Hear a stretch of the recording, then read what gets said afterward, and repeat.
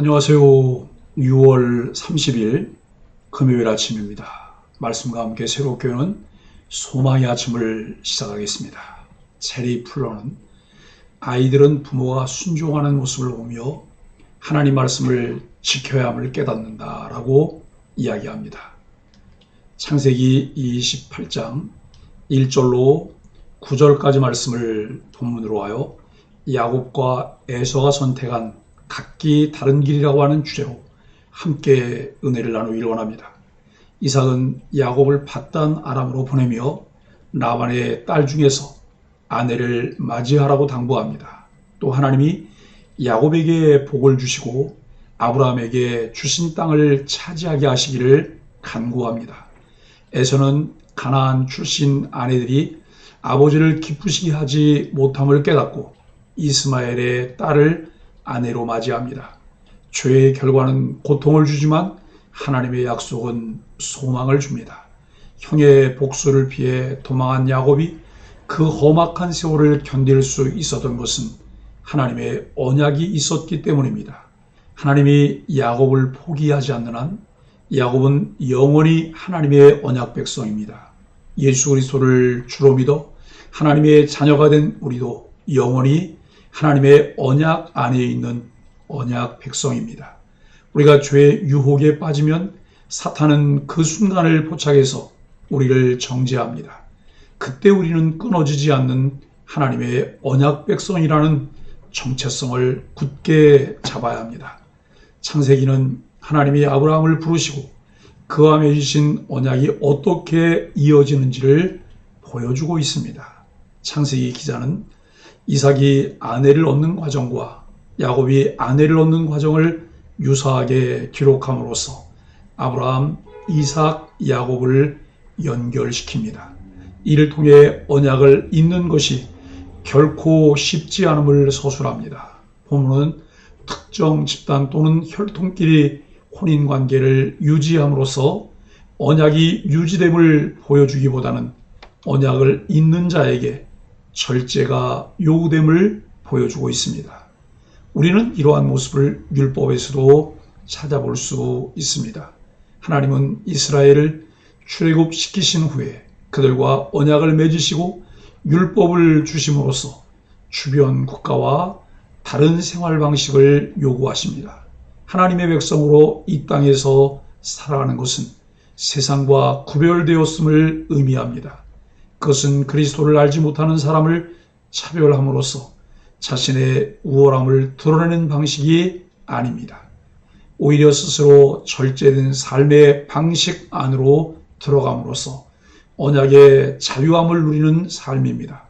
이삭에서 야곱으로 이어지는 이야기는 여전히 다음 세대를 잇는 것이 족장사에서 중요한 과제임을 서술하고 있습니다.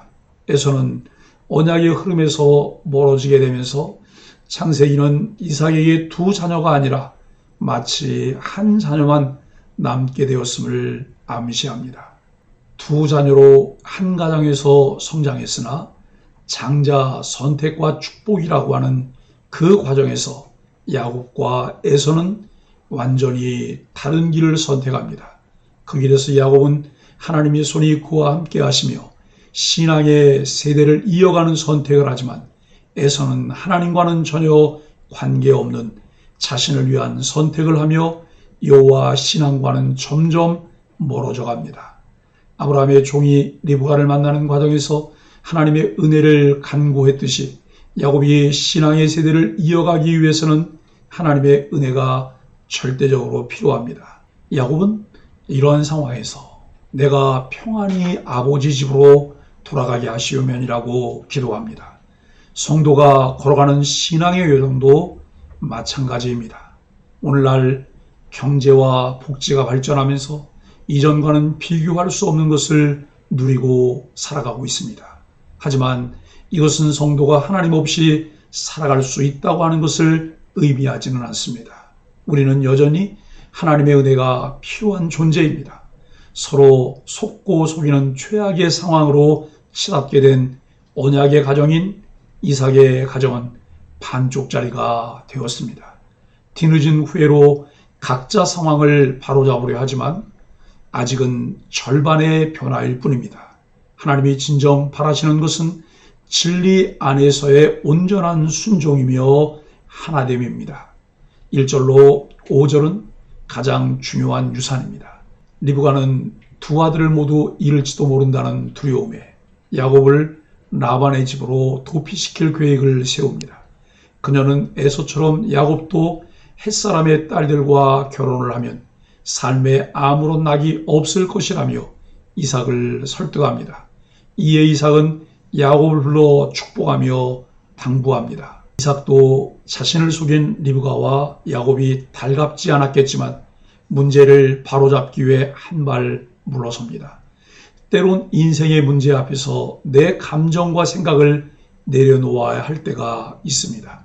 한 발 물러섰을 때 문제 해결의 실마리가 비로소 보입니다. 이삭은 야곱을 축복하며 아버지 아브라함이 자신의 아내 구하기 위해 종에게 당부했던 말을 그대로 전합니다. 곧 가나안 사람들의 딸 중에서 아내를 삼지 말고 친족 중에서 아내를 맞이하라는 내용입니다. 이삭은 이런 사실을 잘 알고 있으면서도 에서가 햇사람의 딸 중에서 아내를 삼을 때는 아무런 지도를 해주지 않았습니다. 이제야 가장으로서 중심을 잡기 시작한 것으로 보입니다. 우리는 자녀를 향한 쓴소리도 사랑의 방법임을 알아야 합니다. 아무런 지도도 책망도 없다면 자녀의 방종만 키우게 됩니다. 이삭은 전능하신 하나님의 이름으로 야곱을 축복합니다. 이전에 에서로 착각했을 때 축복의 주체는 아버지 이삭이었지만 이제는 하나님의 축복의 주체가 됩니다. 이삭은 어쩌면 자신이 재산과 종들 또한 아비멜렉과의 화친 조약으로 얻은 평안 등 모든 복을 소유했다고 생각했을 것입니다. 그리고 자신의 복을 물려주는 것만으로도 자녀들에게 충분하다고 여겼을 것입니다. 하지만 아들을 축복하는 과정에서 겪은 사건을 통해 진정한 복은 하나님이 주시는 복임을 깨닫게 되었습니다.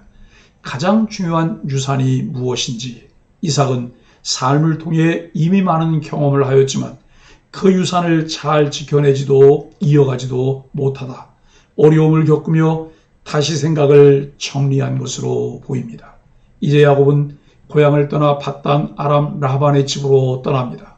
어머니 리브가의 오랍이라는 말을 듣고 어느 정도 안심했을지 모릅니다. 하지만 라반의 집으로 간 야곱의 삶은 결코 평탄하지 않았습니다. 형을 속였던 그는 라반에게 속아 오랜 세월 동안 고생하며 살아야 했습니다. 모든 것이 나의 뜻과 계획대로 되는 듯 여겨지는 그때가 영적으로는 더 위험할 수 있음을 알아야 합니다. 하나님의 어리석음이 나의 지혜보다 더 지혜롭고 하나님의 약함이 나의 강함보다 더 강함을 기억해야 합니다. 6절로 9절은 유산을 받지 못할 자입니다. 에서는 이삭이 야곱을 축복하고 떠나보내는 모습을 유심히 지켜보면서 한 가지 사실을 깨닫게 됩니다. 8절은 이러한 에서의 깨달음을 또 본직이라고 표현합니다. 자신이 햇사람의 딸들과 결혼함으로 부모가 괴로워했음을 깨닫게 됩니다. 그래서 이번에는 이스마엘의 딸 마할랏을 아내로 맞이합니다. 그러나 이 역시 바른 선택이 아니었습니다. 자기 생각에 아무리 옳다고 판단하여도 하나님의 말씀과 상관없으면 바른 길이 아닙니다. 에서는 이삭이 야곱을 밧단 아람으로 보낼 때 축복하며 그에게 당부하는 내용을 보고 듣습니다. 야곱이 부모의 명을 따라 밧단 아람으로 가는 것을 알게 됩니다. 여기서 우리는 중요한 것을 배우게 됩니다. 선택된 백성은 그의 환경과 상황 속에서 바른 선택을 하며 살아가게 된다는 것을 알게 됩니다. 그리스도인인 우리에게 텍스트는 언제나 변함없는 성경입니다. 그 성경을 중심으로 우리를 바른 길로 인도하려는 교회의 가르침과 지도자의 역할이 얼마나 중요한지를 보고 단마음으로 순종하여야 합니다. 에서는 잘못된 선택 후 아버지를 기쁘시게 알고 어떤 액션을 취하지만 그것도 바른 선택이 아니었습니다. 그에게는 하나님을 의식하기보다는 눈에 보이는 아버지를 기쁘게 하려는 생각으로 무엇을 결정할 때 하나님의 약속보다는 자신의 판단을 더 중요하게 생각합니다. 에서의 약점은 그를 지도하는 좋은 선생이나 부모가 부재였다는 것이 안타깝습니다. 하나님의 언약 백성은 언약을 따라 살아가야 합니다. 이삭이 언약을 따라 야곱을 축복하고 야곱은 언약을 따라 가나안 족속이 아니라 친족 가운데 아내를 구하러 떠나면서 틀어진 모든 것이 제대로 자리를 잡아가는 것을 볼 수 있습니다. 하나님의 백성은 하나님의 말씀이 이끄는 대로 따라갈 때 하나님의 거룩한 백성으로 살아갈 수 있습니다.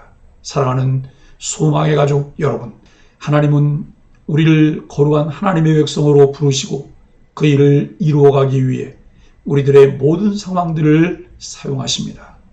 우리의 인생 여정, 신앙의 여정에서 우리를 향하신 하나님의 계획과 그 뜻을 찾아가는 탐구의 과정을 지니고 있습니다. 결국 우리를 견인해 주셔서 끝까지 가게 하시지만 어떤 선택을 하느냐에 따라서 치러야 할 값이 다르다고 하는 것을 함께 배우며 하나님의 뜻을 찾는 지혜로운 소망의 가족들이 되시기를 예수 그리스도의 이름으로 간절히 축복합니다. 함께 기도하겠습니다. 하나님, 우리는 하나님이 안 보인다는 핑계로 눈에 보이는 것만을 추구하는 불쌍한 인생입니다. 그럼에도 하나님의 계획과 섭리를 통해 우리의 삶을 인도하시고 붙드시니 그 은혜와 사랑에 감사합니다.